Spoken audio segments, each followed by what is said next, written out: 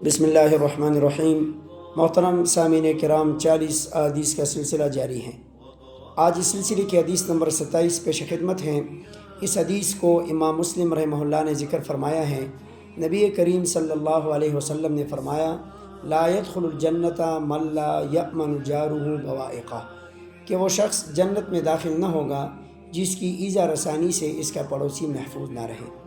سامعین کرام، اس حدیث میں پڑوسی کے ساتھ حسن اخلاق اور حسن سلوک اور حسن معاشرت کے ساتھ رہنے کی تلقین کی گئی ہے کہ پڑوسی ہماری طرف سے مکمل اطمینان میں رہیں اور وہ ہماری شرارت، بدسلوکی، ہمارے ظلم سے بالکل محفوظ رہیں، اور پڑوسی کے ساتھ حسن اخلاق سے پیش آنا ایک ایسی صفت ہے کہ جس کے بغیر ایمان کل عدم ہے، کیونکہ ایک دوسرے حدیث میں نبی کریم صلی اللہ علیہ وسلم نے 3 بار قسم کھا کے فرمایا کہ وہ شخص مومن نہیں ہو سکتا جس کا پڑوسی اس کی ایذا رسانی سے محفوظ نہ رہے۔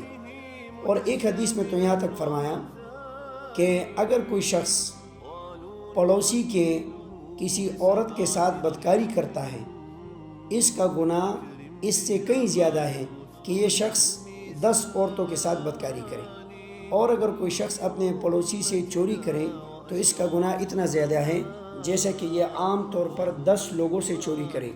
لہٰذا ہمیں چاہیے کہ ہم اپنے پڑوس میں پڑوسیوں کے ساتھ حسن معاشرت، حسن اخلاق کے ساتھ رہیں۔